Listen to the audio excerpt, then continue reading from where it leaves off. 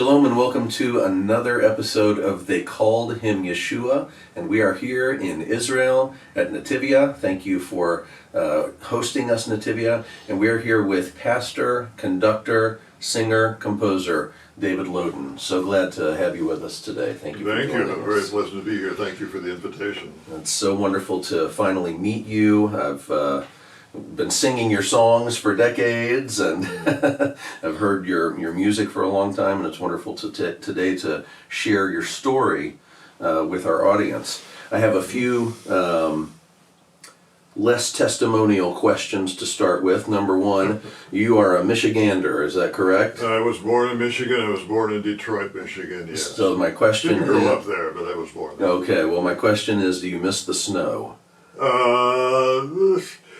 I did for a long time, actually. I don't now. Okay. We have done a lot of traveling, so occasionally we go to see snow anyway. Occasionally you get snow.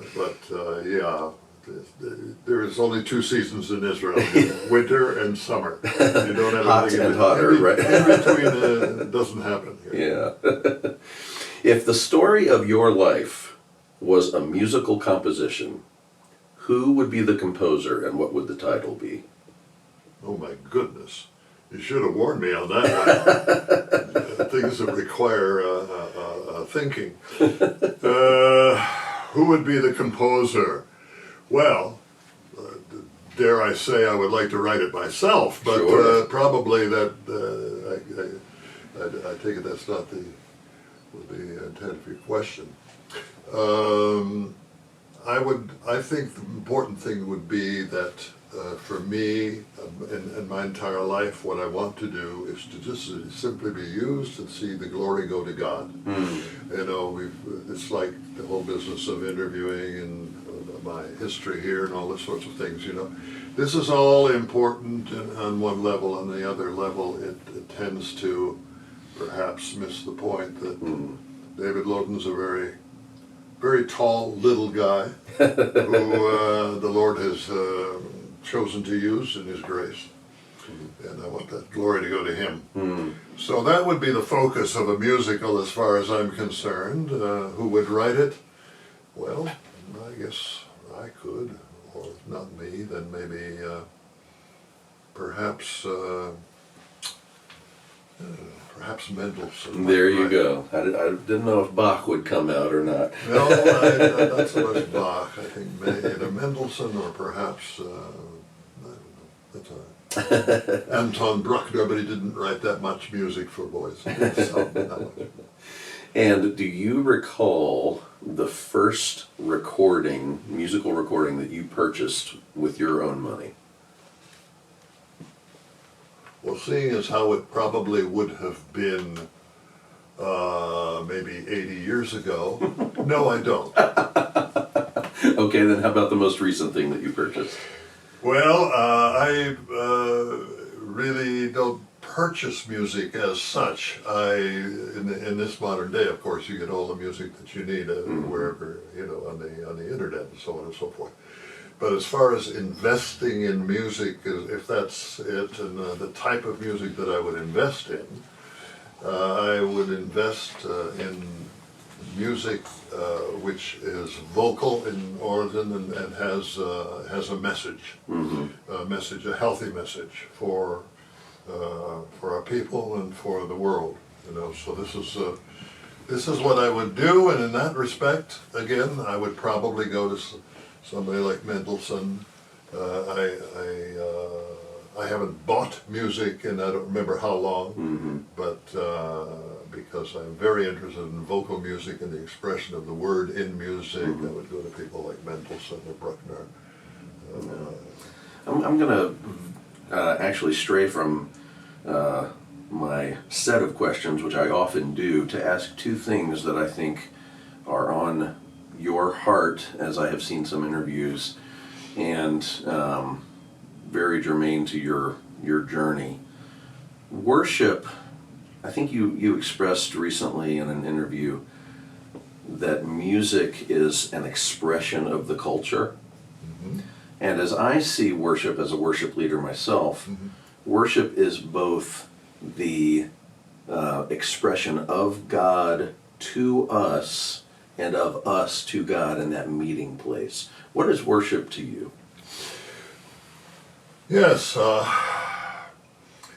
worship is, as far as I'm concerned, is another level of a prayer, if you want to put it in that kind of a box. When one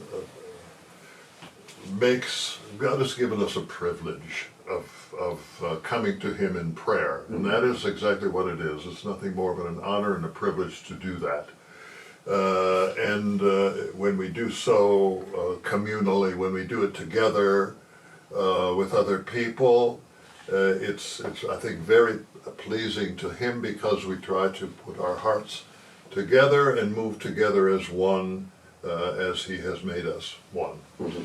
So for me, worship should be directed always to Him, and not to, as we see so many times in these, age, the worship group, or the how well we did that song compared to the way somebody else did it, or the way we did it last week, or something like that. Worship puts all that aside. It is basically coming together and placing our hearts in God's hands, and our hands in His hands, and giving Him His due together. So for me, music is the medium through which we can do that, mm-hmm. because when we sing Scripture, when we sing the words, or when we sing together, those words which are His words, we internalize that we internalize that in a very real way, and it becomes an expression, a two-way expression of our heart. So yes, God is also communicating with us, mm-hmm. in worship. So, which is very interesting, because I haven't heard anybody ask the question in that manner. Mm. But it is a two-way street with the Lord, mm-hmm. which is why He has given us this ability to come to Him in prayer. It's not just the shopping list, Right. Yeah. And in your personal quiet time, if you don't mind me asking a more personal question, in your personal quiet time, what does worship look like between you and God? Well, when I was very, very first came to faith, when I was a believer, I think the first thing I read, other than the Bible itself, and small portions of that, because I began with a very small. I began only my faith journey with the Sermon on the Mount, and then went from that. Mm. But the other book I read was a thing called Practicing the Presence of God. And for me, that's been key throughout my entire life, to understand that in every moment of my life, if I have the eyes or ears to hear it, God is right there with me, and I can move ahead with Him, and not wait till I get to the end of the journey for the day and then sit down and say, well, thanks, you helped me today, mm-hmm. But to include Him in the process. Mm-hmm. So for me, the worship life that I lead basically is not so much revolve around specific portions of prayer or periods of prayer, though we do have those occasionally at home, in our home, but rather in the ongoing presence of the Lord, and the accompaniment of the Lord in our lives, mm-hmm. from moment to moment.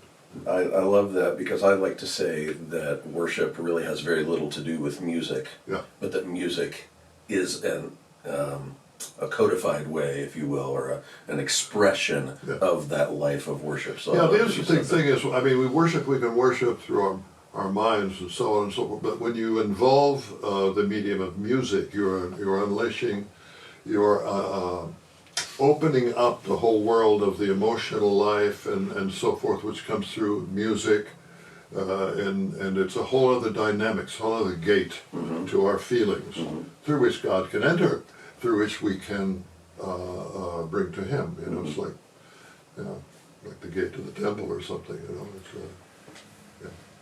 You translated Handel's Messiah into Hebrew, correct? Not correct. Oh, not correct. Partially correct. Okay. The translation of the Hebrew Messiah to the from the of the Messiah of George Frederick Handel to the Hebrew is a very interesting story. For many years, many of us will remember Irene Deuce Poe Levy. She had three last names because she outlived three husbands, if I'm not mistaken. Wonderful, what we call worthy of Jerusalem. She was honored for her many years she lived here in Jerusalem. And she was a beautiful woman, beautiful believer. And she had on her heart from her youth to hear the Messiah in Hebrew. And she always asked, who's going to translate the Messiah of Handel into Hebrew? And we all of those in Israel who are musicians that she knew, that would probably be the first or second question she would ask. Can you? I really want to see the Messiah in Hebrew. So many people I think were probably a little bit put off by that, thought she was a little strange.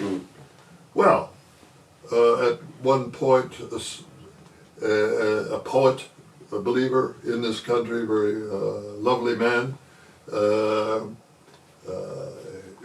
took it upon himself to start to do that. I'm going to have to say hang for a second because I have to jog my 90-year-old memory. Oh yes, okay, continue.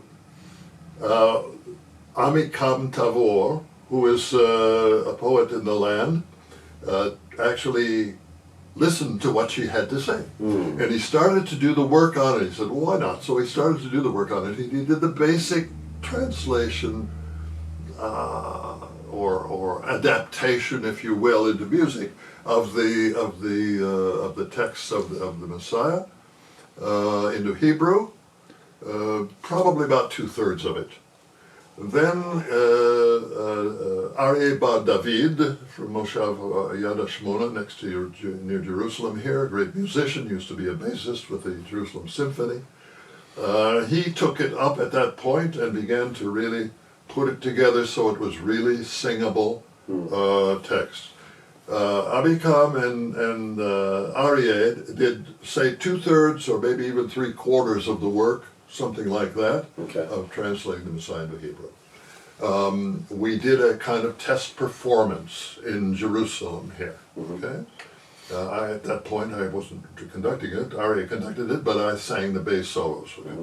So it was such a wonderful experience, and immediately I thought, together with many other people, this fits in a manner in which I can see that the Lord had, if I could say this,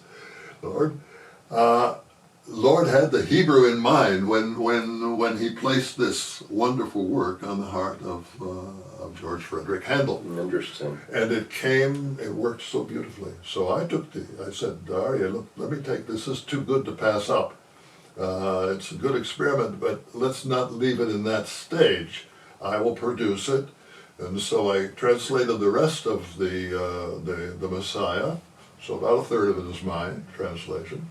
And then for 10 years, we performed the Messiah 3 to 4 times a year in Hebrew in this country, up until the time of Corona when everything began to fall apart. And since that time, it's not been revived. But and how did Israel react to that in their own tongue? I think very, very positively. Do I mean by that people, I see that hand, no. Right. Not at all. But the reactions of the Israeli people who've heard the Messiah, now understand, this is a cultured people, and in Israel, there was for years, up until just maybe a couple, 3 years ago, at least 3 performances of the Messiah done usually by people who would come into the country from outside the country and perform the Messiah here. So the Messiah was a pretty well-known and well-loved piece of classical music to the Israeli ear. So they knew it pretty well. But when they heard it in Hebrew, I've heard it dozens of times that people would come to me and say, we never knew what that meant until we hear it now in Hebrew. Exactly. And all of a sudden it becomes meaningful to us. I mean, that's Isaiah, that's our prophet, you know. That's our Psalms, you know, that's our word. And it was so rewarding to see that. That's what I wanted to see by the producing of this, you see. And the people who were performing, the soloists were usually non-believers, did not believe in Yeshua. The orchestra was usually non-believers, but they would come up to me and say, this is the most important thing that I've done in many years. I never realized that. I had played the Messiah, so, you know, so but now I hear what it meant. Oh, that's wonderful. And the soloists. So I think that's the expressed effect. That's what I heard. Yeah. How about the maybe 10 times as many people who were affected in that way, but didn't get the opportunity to express it? I'm straying again, but I remember something that Stuart Dowerman said, and of course, people will say that you are one of the fathers of Messianic music. People will say that Stuart Dowerman is one of the fathers of Messianic music. Both of you have such a rich legacy that you have passed down to us. But Stuart Dowerman once said to me that what is missing in today's worship is hymns. And then he went on to say that what he means is the theologically rich verse that is missing in today's worship. You're 100% right. Tell me about that. Well, very simple. As human beings, we love what's easiest and simplest to do, you know. To try and get our minds around, you know, something larger than that is called work. We don't do that very often. At all events, the old hymns had theology. They were really, they had a developed theology. And it was expressed in there. Of course, they weren't necessarily all written in, they weren't the word as such. You know? They were commentaries on the word, or interpretation of the word, which is great. Good theology, and it was very upbuilding, and it made people very strong in their faith. And I quite agree with Stuart about that. Nowadays, I don't say nowadays, it sounds kind of weird, but ordinarily people, when they in worship, will take just a small section of this or small section of that, and then they'll do it 15, 20 times to make sure that, you know, that you remember that. Well, maybe that may be important for you to remember that, but it's not really fleshing out the communication of the word in song like the hymns used to do. I write music that is somewhere in the middle of that. I've written things which are very simple, some of it by as we say, by necessity, because basically when I came to the country, we didn't speak Hebrew yet. We knew the alphabet, that was about it. So we would read a small passage, you know, a few words and one verse, and then write a song about it. Okay. Later on, as we learned more, you could expand on that, you know, and you could take a lot more text. But I write in a manner which is conducive to producing the words. That's my writing style. For me, some of the hard and fast rules of how you write a song, they bend here, they bend there, so that I write weird stuff sometimes, as some people think. Musicians don't think that because they find it interesting, but I was trained classical musician, see, that's where I learned. So I can do this stuff with some understanding, and that makes it possible for me to do pieces that don't necessarily fit into the pattern of, you know, 1, 2, 3, 4, 1, 2, dee, doo, dee, da. So would you say that Handel's Messiah in Hebrew is actually more impactful than a lot of modern worship songs that we hear today? Well, Because it is like those hymns, it is the word. yes, it I is would, in that respect, yes, I would say so. Impactful, if you mean the impact that it had on people or something like that. I have to weigh that one, but I think in terms of potential, yes, absolutely. That's interesting. So I do want to go back and talk about your testimony some. Tell me about how music played a role in your pre-believing life. I know that you had a lot of experiences on stage and backstage and the production side of things. So tell me about your early musical life in the pre-believing days. It's really interesting because that's becoming more and more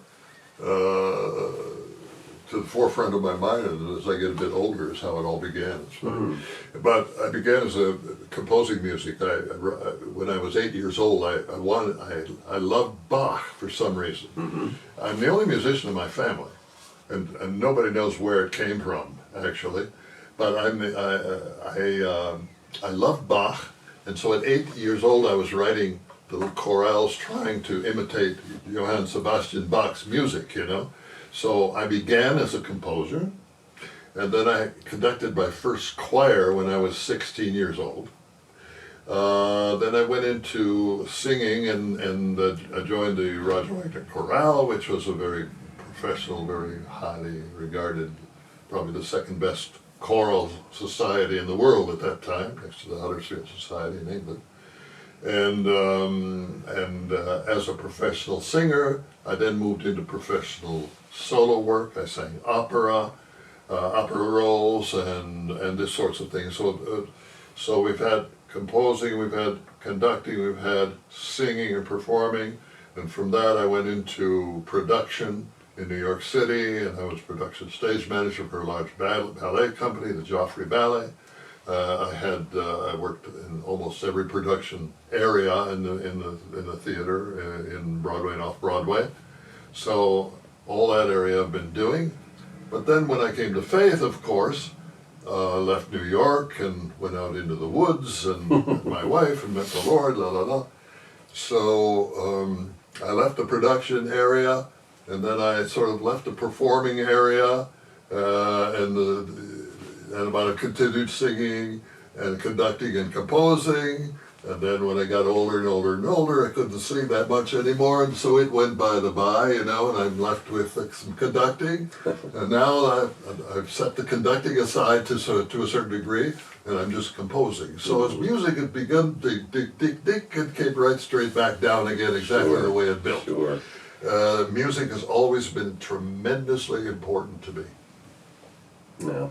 And what about Lisa? Was she musical when you? Not musical at all. No, she would say that. I'm not telling you. She sang with me. We had a trio called.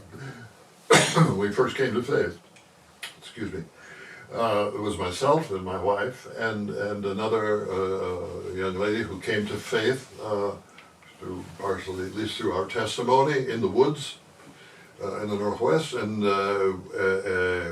we had three people called the Cloud of Witnesses, probably the smallest cloud you ever saw, but we did sing a lot up and down the coast in different places, and Lisa sang beautifully. She sang very well. She played what is known as a baby bindara, which is an acoustic bass guitar. Okay. Yeah, a great big one. Australian instrument, basically. Yeah.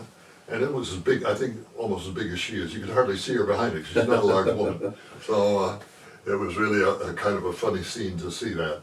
So she's not particularly musical natively, I would say, but she rose to the challenge and did a beautiful job.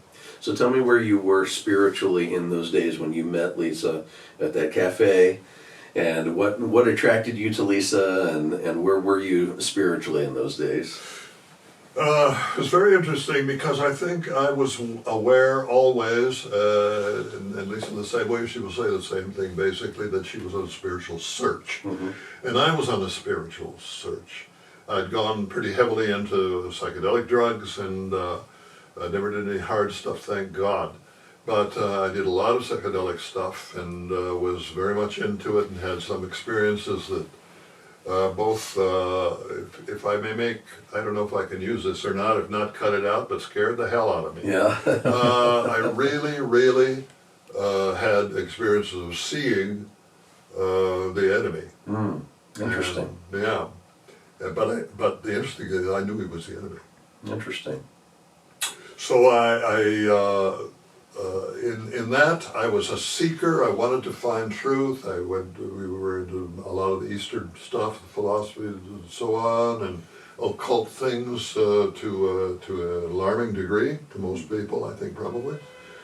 And this was all developed very much strongly when I lived in New York, in particular, the matrix for it, basically.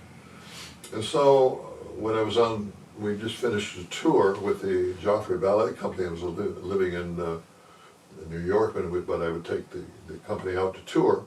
And we finished a tour in the Seattle area. And a friend of mine from the company and I went out to spend some time in the Olympic Peninsula, which is way out in the Olympic National Forest. And we camped for 4 or 5 days on the whole river, catching fish and eating, everything we could find. Very kind of camping. And we came out again. We really wanted a hamburger, so we stopped at this hamburger shop, which was really a gas station and hamburger joint is about it, and a post office of Sappho, Washington. And we were eating, and I looked over the table over here, and there's another table that was had a pile of books up to here. I'm thinking, what? I didn't realize people here were interested in books. Most of these people are pretty kind of right-wing loggers, and not too much interested in books. So I'm looking, and I say, oh, there's somebody behind the books. When I looked, it was this, what looked to me to be a very young girl. She was older than she looked. And we talked for a minute, and then we left. I started to leave, and then she said, which way are you guys going? And I said, well, we're going that way. She says, oh, okay, thank you very much. And I said, where do you want to go? So she says, well, I have to go back the other direction. I said, come on, let's go. So we took her home into the woods, and we knew each other for about 24, maybe even 20 hours. And I said, it's really wonderful to know you. She made wonderful bread. And I said, but I've got to get back to work, so I went back to New York. And at that time, we weren't committed to each other, but I couldn't get her out of my mind, and the same thing was true for her. So I wrote her a letter, which was, for me, was a world-shaking thing, because I think I'd written 3 letters in my life. I'm not a good communicator in terms of that sort of thing, or wasn't at that time, at least. And I I read the letter, and I go to put it in the post office, and I thought, I don't know her name. I mean, I know she's Lisa, yeah, but I don't know her last name. And I don't know her address. As a matter of fact, she lives in the middle of the woods in a cabin as a hermit in the middle of the woods, so she doesn't have an address. What am I going to do? So I wrote, Lisa the Lovely, Sappho, Washington. Put it in the post office box and thought, well, that's that. Wow. She got it. Oh my goodness. She So that was the first miracle. That's the first miracle. And she got it, and we understood that we were meant for each other, basically. So I went back, left New York City, said thank you very much. I do that in my life. I've got periods of my life in which I can really go from one to another without regrets. Thank God. That's a gift from God, I would say. And went out to live in the woods with Lisa. And we began our spiritual search at that point together. Wow. So you were physically in the woods and spiritually in the woods. Yes, we were. So then talk about, you would have fit well in the Haight-Ashbury scene, I assume, at that time. She was in the Haight-Ashbury Well, was she? Wow. Oh, yeah, she was very much in Haight-Ashbury at that time, actually, physically. And yes, indeed, we had there were many hippies in the woods in those days. There wasn't established communes. We usually were scattered about in various places, and each little family or couple or whatever, was apart. But they were good friends, and we would get together occasionally for a barn raising or something, And we had on our little cabin, we had a little shed that we kept because we had a cow and we had a goat at one point. But we weren't using the shed at that time, so we made it into a sort of a chapel. Mm. And on the shelves we would put, all of our hippie friends would come, and we would have prayer meetings in the middle of the woods in this chapel. Interesting. And so the rule, there was only two rules basically. One is that you had to respect one another, and that second rule is you could pray to any god that you wanted. So there were, Buddhas and Hoteps and this sorts of things on the shelves and so on. And we would come in and we would pray to this and that, and whatever is on their head, Mm-hmm. And I said one day, I said to the group, I said, I'd like to pray to Jesus. Mm. And all of a sudden, there was this great silence, and all these broad minds snapped shut. Mm. And they said, no, anything but that. Isn't that interesting? And I said, really? Well, why is that?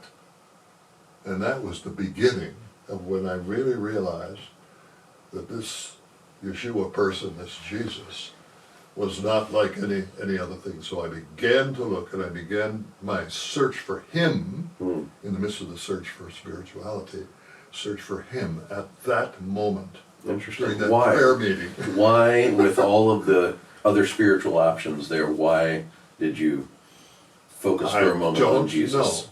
You don't know. All I can tell you is that I think he was directing it. Yeah, that's interesting. And there was someone in your life, Merle, the mill manager. Merle Watson is still, he's still alive, thank God.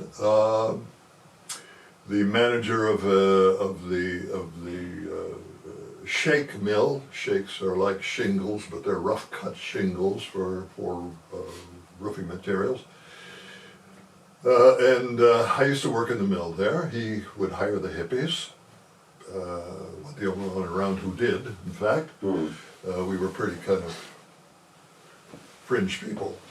Mm-hmm. So he would hire the hippies. He had several hippies working there.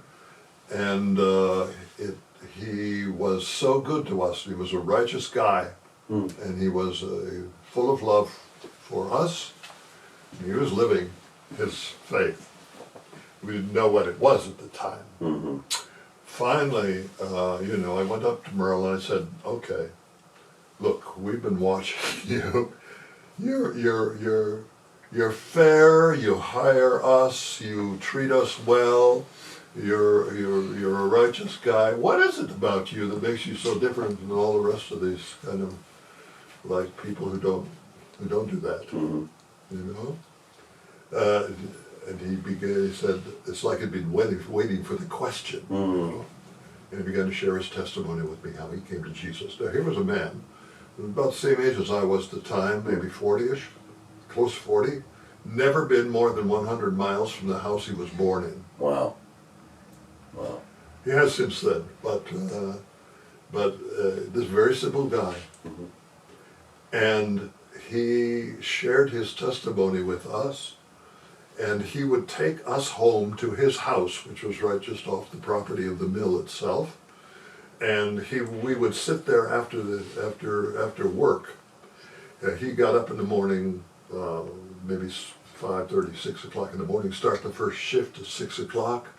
He would work through that shift. He'd start the second shift, and then he would come home, and his house would be full of hippies. And he would sit with us. He would answer all our questions. He would show us the scripture. He would help us to understand and testify to us, pray with us until 10, 11 o'clock at night, when we would all kind of like crap out on the floor, you know, because of tiredness, and he would crawl off to bed, begin the process again next morning. He did this for months with us. Wow. Did many of the people in your friend group then become believers? Yes. And how did that change your life? It changed my life 180 degrees. In that I knew at that point, I said, that's it. I knew truth. He said, you ask a lot of questions. Well, hello, you know. So I said, I don't have any more questions. He said, well, let's pray. So we prayed. Very simple sinner's prayer. Very simple. Nothing happened. Didn't hear any bells, didn't see any fireworks or anything.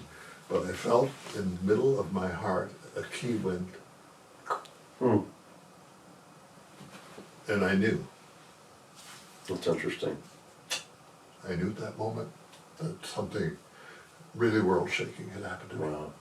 And Lisa, her story is a little different. A little different. She was much more resistant than I was at that time to this message, because she spent so much of her life trying to fit all the thought systems and religious thought systems into a single system, to synthesize them.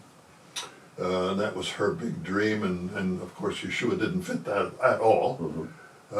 So she was like one of those minds in that prayer meeting that snapped shut when you said Jesus. That would have been Yeshua, correct. right? Yes, yeah, that would have been correct. Yes, and so she was very resistant, but she also didn't want me to go to some place that she didn't know about. So she said, well, I'm going to go with you to Merle's house. Okay. So she would go to Merle's house, you know, after I'd already received the Lord. And she would come, and then she and Merle would get into it. Wow, this was amazing to watch, because she has a fine, fine mind, this woman, you know. Merle had the exact right touch for her, exact right touch. Finally, she said, well, she said, I don't know, I read the Bible, and it's like, you know, reading some other strange language. I pray in it, I don't feel anything, and so forth. But I'll give it a chance. I will pray and ask Jesus to reveal himself to me, if he is really who he says he is, and I give him 2 weeks to do it. Okay. So, she had an awful time for 2 weeks. At the end of 2 weeks, to the day, we were driving off to go to a church meeting where Merle was one of the deacons in the church in Forks, Washington. And we lost a wheel in the car, went off the road, rolled down 2 or 3 times, come to rest against a hill. We had 2 other couples with us in the back. This was a work truck, what we used to call a crummy. You know, it's just a van with no seats in the back. You carry all your tools, and, you know, 6-foot saws, 6-foot chainsaws and axes and cans of oil and delic and all, and gasoline and all this sorts of stuff for the saws. This was a work truck, you know, and they're sitting back there in this, and they were rolling and rolling down the hill, and we come to rest upside down. I'm the only one who was really untouched, because I had something to hold on to, the steering wheel. And people in the back, I could hear them groaning. And I look over towards where Lisa is. I'm upside down, right? I look, and she's not there. She's not in the car. And I thought, oh my God, where is she? I look out my window here and see under the top of the car was laying on top of her, and I could see this much of her. Oh my gosh. And there was blood coming out of her mouth, and I said, oh my God, she's gone. And some people had seen the accident, so they stopped. These are loggers, you know. Yeah. They know what to do. They lifted the car, basically, off of Lisa. She had broken a collarbones, sternum, ribs, hips. I don't know what everything was broken for about this far. Wow. You know, but she had no pain. Mm. I remember. She says she didn't remember, but I remember when we started to roll. She cried out, "Jesus, help us!" Wow. Doesn't recall it at all. And later on, we got to the hospital. She had no pain. She says that was the moment when I knew, 2 weeks to the day, that Jesus was Jesus. And then how did her life then change? Whoa. Because that's dramatic. That was it. We were, from that on, we were a couple. All we wanted to do was to share the Lord with other people. We went to share with our hippie friends who would call us, curse us. The worst thing you could say in those days about somebody, you're a tool of the right-wing establishment. I mean, this was the the big insult. Mm-hmm. So they would say things like that. I went to New York, tried to witness to some of the people that I used to know at that time in the theater, and they were more receptive, but still. But we found a wonderful audience because I began to write some more music, and we would play and sing. As I say, we had this little trio, and from that point on, Lisa grew and developed in her faith and an understanding in a way which I'm just open-mouthed when I look at it. Mm. She's a theologian. Mm-hmm. She's been a theologian all her life. She's always been self-taught. Mm. She never had a degree in anything, but she was always called upon in international forums for her theological opinions on this and that and the other thing up till about 4 or 5 years ago when she did go, finally, at an advanced age, to get her master's degree in theology. Wow. So, at that age. So she got the credentials that she already had the knowledge for. Exactly. That's my wife. That's interesting. That's my wife. Wow. I am so blessed. Yeah, that's fantastic. So when, actually I want to break away let's jump forward to present day for a moment. I talk too much. So. No, that's okay. So I'm right there with you. My earliest memories are my parents at a Christian college in central Kentucky. Auto harps, recorders, hippies, Jesus people music. Yeah. Those are my earliest memories because they started college when I was 4 years old. Yeah. And so I know Keith Green, second chapter of Acts. That's it was Beethoven, John Williams, and then Keith Green in second chapter of Acts. There was a fervor for spirituality. There was a fervor for the Lord in those days among, the hippies like yourself. Look, honey, we had nothing to lose. Yeah. Yeah. We'd already lost it. Go ahead. So then when you came to the Lord, you were all in. That's right. And there was a fervor in that time that I would like to see again in this age. Among young people of this age. I think you will. I think you will. I think we're already seeing it. We've seen so many disaffected people leaving the established church situations or congregational situations sometimes. Sometimes it's wrongly so or for wrong reasons. But I think that the Lord is doing something else in these days. He's again trying to get people to say, let's step out and be with me as I move you forward in your own particular calling. And I think that you're going to see that same kind of thing happening. We came to Israel, and with one-way tickets, with our guitars.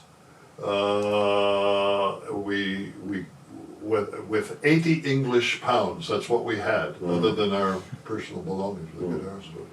And people say, how in the heck did you do that? How did you do that? Well, we didn't have anything when we were in the States, so what am I missing? Right. I'm not missing anything. If we can get over the fact of being so, then I think many of the younger people will get over the fact of being, having so much, and so much done for them, so much thinking for them. They will stretch out, and I have a lot of faith in the young people of this generation to move forward, really as truly and completely dedicated people in these times. It's time for another revolution of that type. Well, that's exactly why I'm doing this project, because I feel like we're on the verge of a spiritual revival. I agree with you. And a cultural paradigm shift, especially as a Messianic community. Wow.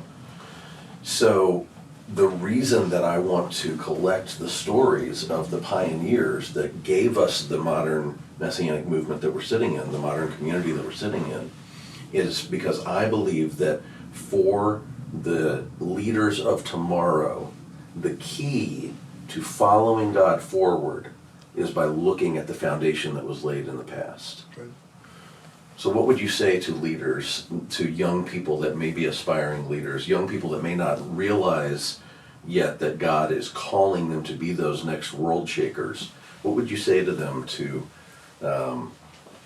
help them, to guide them into stepping into that calling, into that revival, into that cultural shift? Well, again, it's I would say that basically that God has a plan for them. They have to understand what that plan is.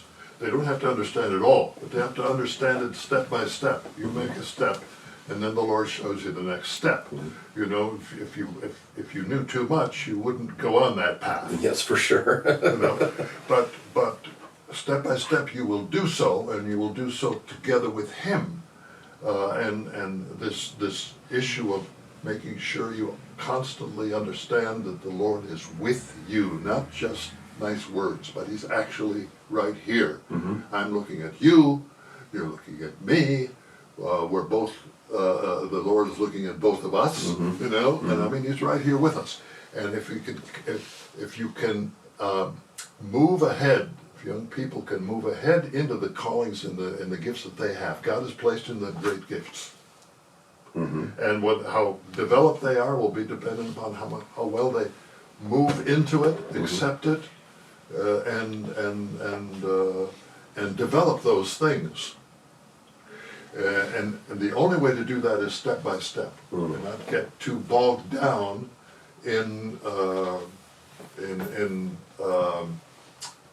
not to get too bogged down on the way, but know that God is leading you forward, and where it will be, where you'll go the next time may not be what you thought. Yeah. So release. Or what your parents thought. Yes. Release. Thank God for what you're taught. Thank God for what you're given, because we all stand on the shoulders of somebody else. Absolutely. So thank God for that. But now we go and we do. We develop what God has put in us. We have riches that the Lord has put in there, and every single young person, an older person as well, has this. And we must not cap it, can it, put it on the shelf, but move beyond it even. Use it to move beyond to the next thing. So I think it's just simply a drawing forward, that there's always a forward look. I wrote a song once saying, and I look up ahead and I see on a hill, on a distant hill, a lamb. You know, this is the target. It's where we're going. Keep your eyes ahead and moving and listening to what God's telling you. So if it is a cultural shift that's coming, along with the spiritual revival, that harkens back to what you lived through. That's right. Because you went from Jesus to Yeshua. Talk about that for a moment. Clarify that. you moved into a real messianic understanding of who Yeshua was, and then Yeah. that one-way ticket to Israel. Yeah. When we first started speaking in churches, it was very interesting on the West Coast, because we go all over and speaking to churches. And for some reason, and now we know what the reason is, but for some reason we would always find ourselves talking about Israel. And I thank God that the early church that we came to faith in, the one we were going to when we had the accident, for instance, was a church that taught not only New Testament but also honored and thought of the Scripture as being one. So that there was not where the Old Testament is history and only, but they had a good grip of Old Testament teaching as well. So the covenant teachings were there, and we would find ourselves in front of audiences always going back to some of the Tanakh scriptures, to the Old Testament, and talking about the prophets and so on and so on, and then relating it into the New. So we always had this understanding that these were not two books. This was a scriptural revelation that began and ended with Yeshua, or came to fruition in Yeshua. Now, as we began to do that, the subject of Israel is almost impossible to avoid. Sure. And if you have Jewish identity at all, it comes awake in that situation and becomes dominant, in fact. So that we would start out, when we started out doing this, we would say we'd really like to go to Israel and see those places and so forth, and we were talking to people. And then it was later, we'd like to go there and spend some time, and then eventually we found ourselves saying, we're going to Israel. Thought, wow, this is morphing into into another reality, Beyond interest and now lifestyle. Yeah, indeed. We had little connection with the very early Messianic community at that time. Which was very infantile at that stage. Yes, it was. I mean, so many of the hippies that were in those woods were Jews. Right. And so many of the Jesus people, I mean a large proportion of them, relatively speaking, were Jewish people. Right. Jewish young people. And so it came very, very clearly. I mean, when we came to Israel, for the first 10, 15 years, save for maybe two, every congregation leader in the country was an ex-hippie. Yeah. It came from the same background we had, in one place or another. So it was, this was really amazing. So we came into the Messianic reality or knowledge or consciousness, not so much in space at all. It's always been the Messianic reality as it developed and happened in Israel, which can be, it's related of course, but has some qualitative differences too. To the diaspora. Yeah, for sure. Yeah. So then you found Ari and Shira Sorkaram. Yes, we knew nobody when we came here. We knew no one. We knew Shira and Ari. Shira, not Ari, because Ari isn't in the picture yet. But Shira, Lindsay, Frida Lindsay's daughter, and Anyway, she was here, and she was going to be building. She thought at that point some sort of a center for Messianic Jews in Netanya. Well, that didn't work out for her. It went a little bit further south in Herzliya, and then from there. But we came thinking that she would probably be here, in Netanya. We also met one other person who was from Netanya, but they were not here either when we arrived, so we had nobody, we knew nobody in the country who was Messianic. We didn't have a clue, except for ourselves. So our first congregation that we had grew from by very miraculous means into a very, very large congregation. So, but we didn't know anybody. Shira and Ari, when they did, Shira, when she did come, and there was a meeting, and then she met Ari, and they were married, of course, and they've been absolutely very close to us. They're part of our nonprofit society, which is called Comty, that I founded for our musical work. And we've been very close on those, and cooperated on those areas for many, many years. They had a vision that was very much like Eliezer ben Yehuda of bringing Hebrew back to Israel, Yes. back to the Messianic community. They wanted a Hebrew-speaking congregation. Their congregation was Hebrew only, and we would, many people, other people in the world were looking at that and say, that's crazy, because, maybe people, there's so many other people here. I mean, how would maybe some Russian or something like that, or English. I mean, no, Hebrew only. Yeah. Bite the bullet, do it. So what challenges did you face with that? And especially writing music for that congregation? I didn't write music for that congregation, Okay. but for the Messianic body as worship music. And for me, worship music has its own particular characteristics and so forth. When I'm writing Hebrew music for the Messianic body, the vision simply that I had was, as we talked about music itself and about worship when we started the interview, that it is a way in which the word and the connection with the Lord becomes a worship connection, and we have a true unity in Him and our body, and He speaks to us and we speak to Him. We give Him His place. So I don't have any problem with some of the worship I see now, particularly. I have a lot of problem with some of the worship leading. Interesting. That I see. Why? And I've always been a stickler for that sort of thing. What is the problem? Does it border on performance? Is that? Yes. Yes. Okay. Yeah, that's one way of putting it, because basically,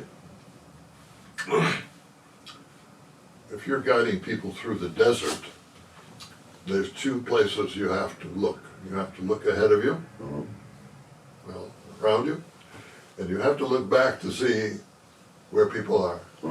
Yes. If you're guiding people or leading people into worship, you're looking ahead, you're moving ahead. Yes. If you don't have the third eye going to see the congregation, where they are at, are they really tracking you? Well, yeah, that guy over there is singing, and this guy over here seems to look like he wants to. You need to keep understanding your job is to lead. Yes. It's not just worship and leading people. It is leading worship. That's the first word and the most important word, lead the people. So if I have been known to stop in the middle of worship leading and say, and find out why it is that people are not asking, Let's be straight about this. I'm supposed to be leading and we're supposed to be worshiping together. Come on, let's do it. If you have a problem, let me know. If it's too hard, we'll pick another song. You don't understand enough of the Hebrew, we'll pick another song, we'll do something like this. So it's the worship leading thing that I find more difficulty with. And I try to teach this and teach this and teach this, with the exception of one or two little places that I've taught it.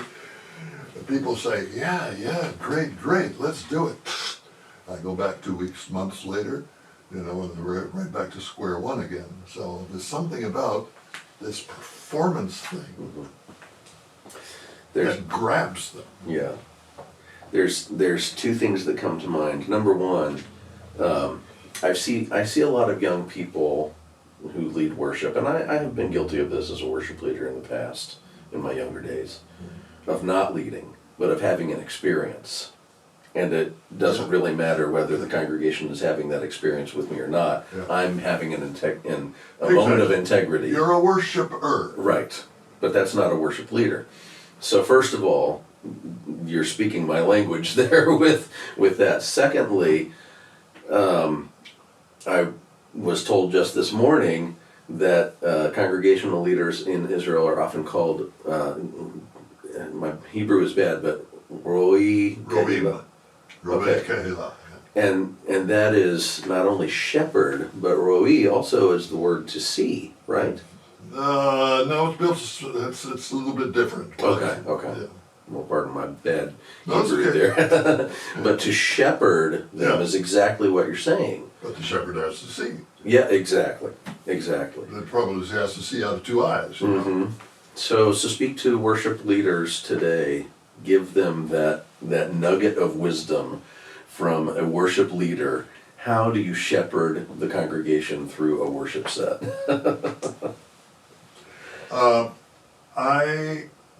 I always looked at worship as a journey, Mm-hmm. and I tried to transmit that to the people, and I've taught it also to people. In the congregation that we founded, for instance, when I would lead worship, I would present it as being a journey. Mm-hmm. You know, you take people coming from different places, almost like a pilgrimage. There were pilgrimages Mm-hmm. in Israel, ancient Israel. People had the 3 pilgrimage feasts. They would come from all corners of the country, and they would filter down this little village and this little place and this little house and this little thing, and they would come together in these roads, and they would get larger and larger, and the groups would be more and more until you got this one giant stream going up to Jerusalem on what is the #1 highway today or something like that. You know? So I looked at it in that way. Then you come to the temple, to the place of worship, you know, and go in, as the scripture says, one by one. Mm. You go in one by one, and this is Psalm 84, for instance, you know, and by that point, that's the intimate place that you can be in when you are worshiping. Mm-hmm. But you must go in together, and as and make that journey together. Go through the door, and then have that intimate relationship with the Lord, and then beautifully also find a good way of bringing that back as you come out. Right. Because what good is a worship experience if it doesn't affect Yes. your life and your community? Now I have the sermon. Right. No. No. Yeah. I think you and I are kindred spirits as far as worship goes. I should be interviewing you. So what are you working on musically these days? Well, I've just finished. Compositionally, I've finished Cantata on Psalm 84, which I'm still trying to get graphics together on it. Nowadays, Okay. if you put stuff in the media, you have to have graphics with it. Yeah. And I've finished Psalm 19, which is Heavens declared the glory of God. Psalm 19 was a very interesting one because it's probably a 18, 19-minute piece when I finished it. Mm. It took me 5 years to write it. Wow. I mean, writing other things in the meantime, but it took me 5 years to get it together. It's an extremely difficult thing to do. So that's waiting for to bring to light, and also Psalm 84 is waiting to bring to light. I've got to get graphics for Psalm 84 and put it together. So compositionally, those are the two things that I'm working on now. I also am doing some producing of events, musical events, gathering artists I can do that sort of thing as well. Mm-hmm. Other than that, I teach Bible. I enjoy very, very much teaching Bible studies, and the people in my Bible studies enjoy very, very much me teaching them. So as long as that continues, that's good. That's good. Yeah. What is the David Loden magnum opus? Oh gosh, what is the David Loden magnum opus? Yeah. I have a dream. Okay. Actually, in 1994, we took a sabbatical leave. It wasn't really a whole sabbatical. It was like 10 months, 3 months around the States, seeing everybody we knew. And then 7 months in a very small village on a hilltop in the western portion of Cyprus. And we were there. It was beautiful. Just the village people, an Orthodox church, and us. That was it. So we had a lot of time to do some certain things. Lisa did a lot of study. I wrote an opera, and we produced it in '95. It's called David and Bathsheba. It's the story of David and Bathsheba, but a story that begins with the confrontation of David the king by Nathan the prophet after his sin with Bathsheba, and continues on through the birth of Solomon. So that we have, it's all scripture.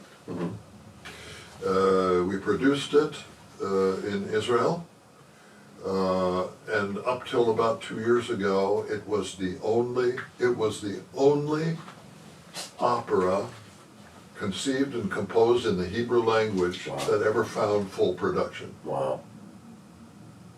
This is '95. So at that point, we did it. It was a wonderful experience spiritually, a wonderful experience culturally, people who saw it. And it was a disaster financially because basically we had a lot of antagonism towards the whole thing from the Jewish, non-believing Jewish community, from the Orthodox community particularly. And it was very, very hard stuff that happened during that time. But I'd love to see it performed again. Yeah. And I think that this is the time for it to be done. Why? Why now? Well, because I think that heads are different, hearts are different, and the needs are different. I think people are much more open now to hearing the truth about the story of David and Bathsheba. When we wrote this, one of the big problems that we had with the Jewish Orthodox community was the fact that you don't talk about David the king. You don't say that David the king sinned. You don't do that. Interesting. I mean, they know better. Sure. When you really talk to people at a personal level, they will agree that that's, of course, he did. It's, the Bible says he did. But you don't do that. You don't do that sort of thing. So we had, but nowadays that kind of understanding, I think, is far more limited, and people are much more open. This is a marvelous time for sharing intelligently the faith of Yeshua, actually. And we'll end on this, I think. Sharing in what way? And I'll preface that with this. You talked about back in the hippie days, back in the woods with Merle, how he was simple and yet his message was profound. Indeed. Right? And that he accepted who you were and met you where you are. Exactly right. Exactly right. What do we do with the culture today as far from God as the non-believing culture is? How can we minister to them? Are they far from God? I don't know. I really don't know. I really think they may be much closer to God than I think, or that we think. I think that people who are asking questions are closer to God than those who just don't bother to ask any questions. I agree. And I think that the biggest difference is to whom are we asking the questions, or which direction are we looking. We're all looking for answers. All of the in modern Israeli society, you've had so much tikva, in faith, or placed in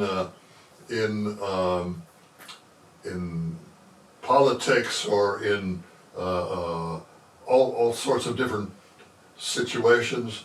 None of it has worked. All of it has fallen apart. All of it has been not up to the challenges of living in this world. And so many people now are asking questions. Yeah. And I think that's the beautiful thing. That's what is similar between what's happening now and what happened in our generation. Exactly. They're asking questions. You just have to ask the right direction. Mm-hmm. You know, focus the direction for people. And so I think that any input we give to them has to understand that they are not far from God. When they're asking questions, they are getting closer to God. Mm. We can direct in some way how those questions, or enter into that little box of questions, put that one in there, and allow it to do its work. It's really a life of worship leading, isn't it? It is, in a way. Because It's if very worship interesting, leading yes. is looking forward and keeping an eye back to the That's congregation, correct. so is our relationship with those pre-believing people in society. Like I said, I should be interviewing you. Wow. Well, this has been wonderful. Thank you so much for everything that you have given to our community and for being here today May God be and for your glorified. story. Is May there God be is there any final thing that you would like to say to especially aspiring leaders? Allow God to have His way in people's lives. Don't try to legislate or try to formulate and formalize the way people are finding their way to a living relationship with the Lord. Hmm. Allow the Lord to work in individual lives and support and love in these areas. Mhm. Support and love. And always, I think, always remember that God is always here. He's with you, He's with us, He's with them. Mm-hmm. He's watching over every single one of these stray sheep, Mm-hmm. looking for them. And He'll leave the rest and go get the one. That's right. You know? We got to do the same. Yeah. Yeah. Wow. Well, thank you so much. What a blessing. This has been They Called Him Yeshua with the legend, Pastor David Loden. Thank you for joining us.